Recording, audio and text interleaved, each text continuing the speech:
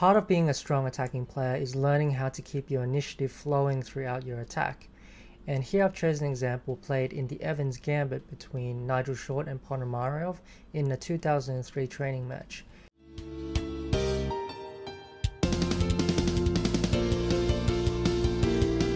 The game started out as an Evans Gambit after 1e4 e5, knight f3, knight c6, bishop c4, bishop c5, and here white sacrifices a pawn with the move pawn to b4, opening which we will look in depth in our next video.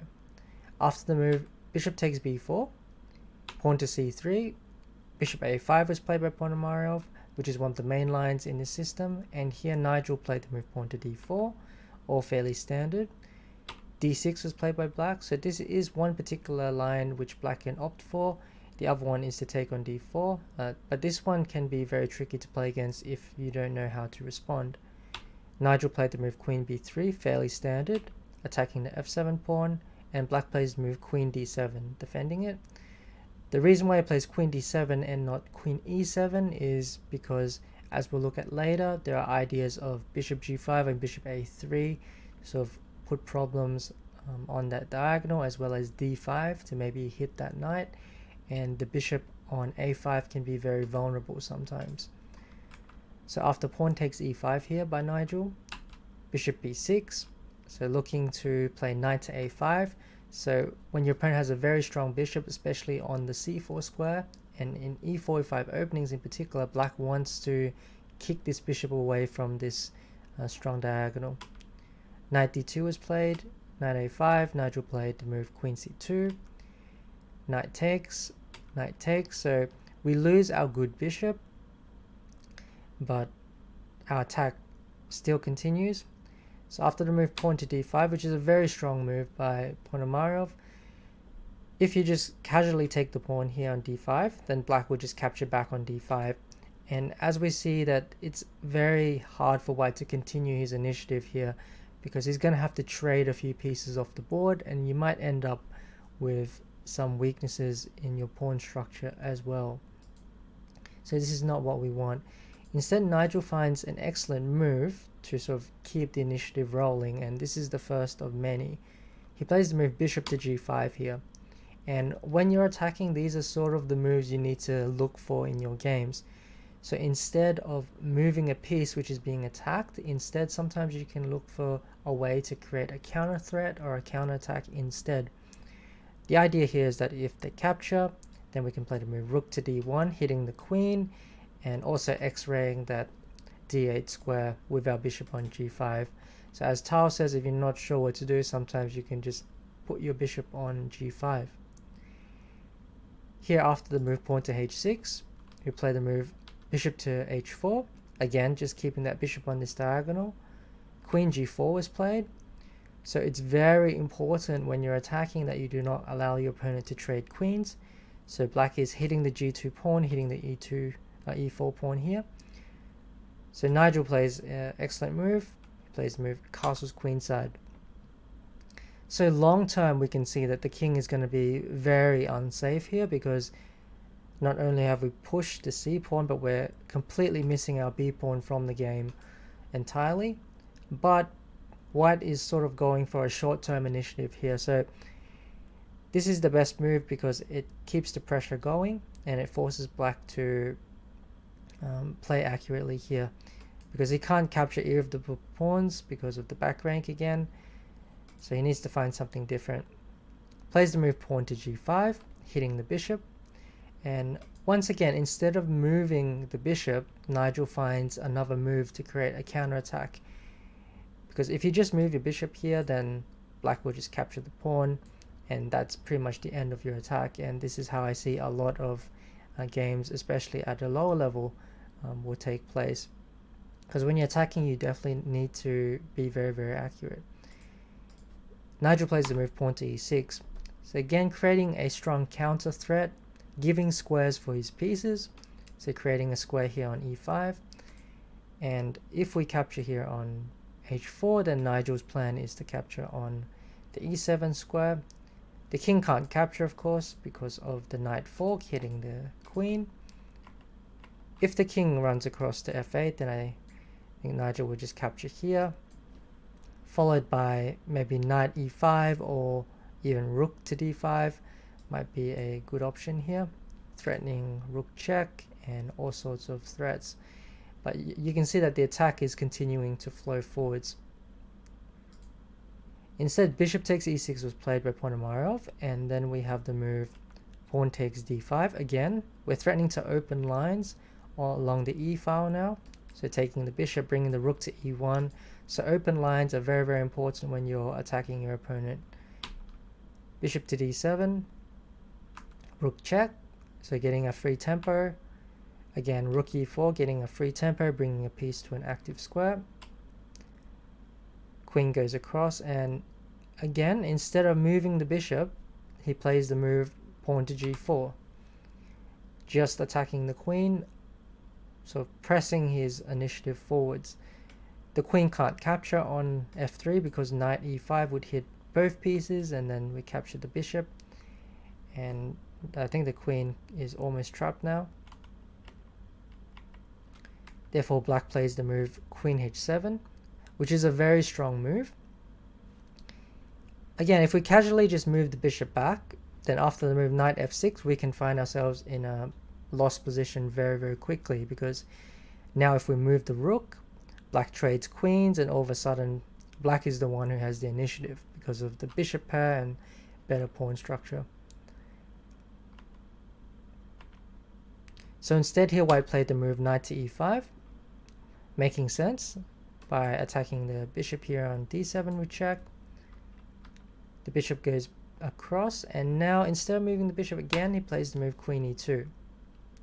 So Nigel realizes that if black plays the move knight f6, then he won't have much of an initiative continuing onwards. So he moves the queen away, willing to sacrifice some material, so the bishop on h4, in order to get some sort of counter threats going. So maybe if the bishop is taken, he might consider moves like d6 or rook f4 on a later date. And d7 is coming now. If we capture, maybe knight takes, with all sorts of threats against the king. So after the move knight f6, here Nigel plays a really, really strong move, and if you're not expecting this move, then it can come as a surprise. That is the move rook to f4. So the rook's being attacked, it looks like it's trapped, but he just casually plays rook f4, hitting the knight on f6 and walking the piece into a fork here. The problem with black's position is that if he captures the rook, then we can capture this knight.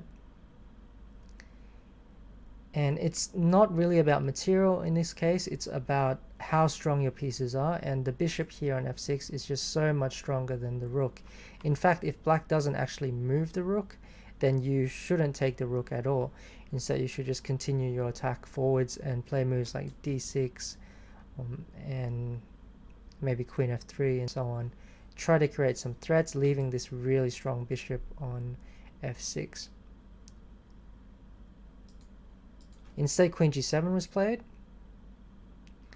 Nigel plays the move pawn to d6, just pushing forward, leaving the pieces on pre. Again, if the rook is taken, I think now we can even play the move pawn to d7.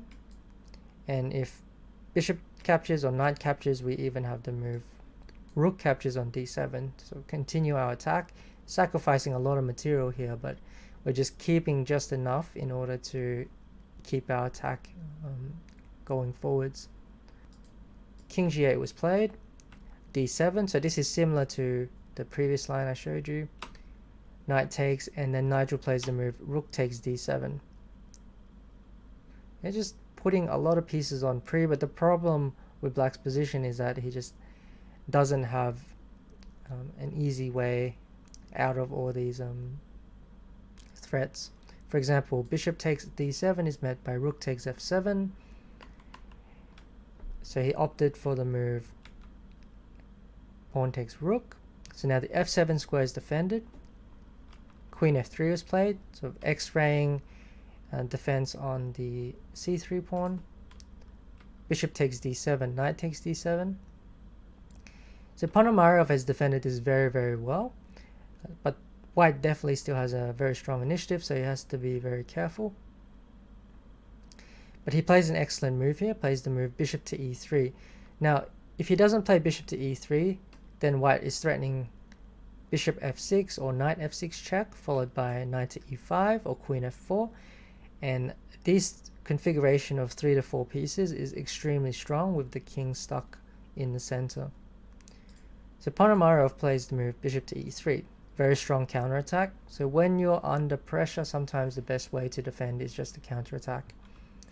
So we can't actually take it because of queen takes c3, which comes with check. So the king goes to b2, and Ponomariov plays a move bishop to d4. A nice defensive move, just defending against this threat of knight to f6.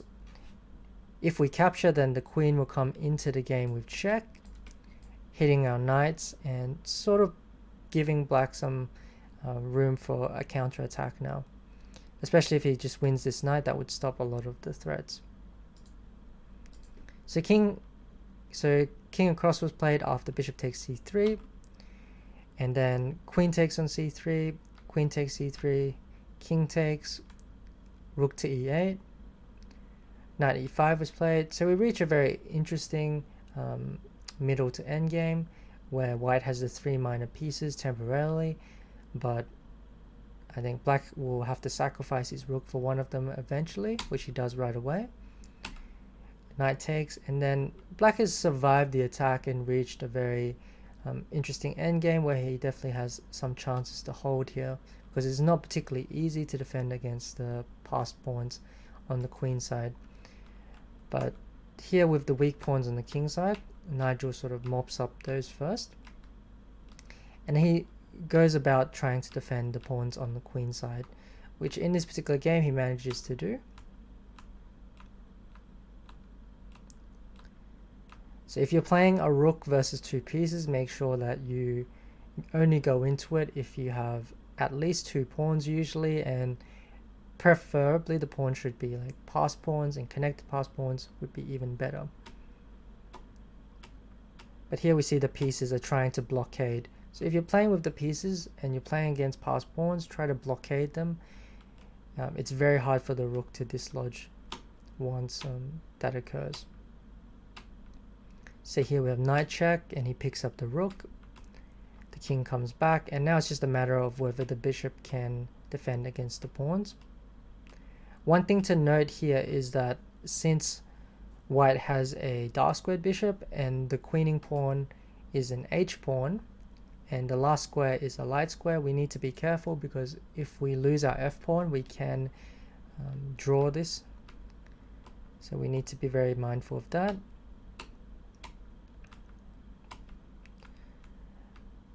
But since black still has quite a number of pawns on the board, it's still okay. But we see Nigel opts for saving the F pawn, and now there's no way for black to make any progress. So black resigned this game. So I hope you enjoyed this video. As you can see, when you're attacking, it's important that you keep the initiative flowing forwards, especially when you've already committed to sacrificing some material beforehand. I hope you learned a thing or two, and I look forward to seeing you on the next Evans Gambit video. Till then.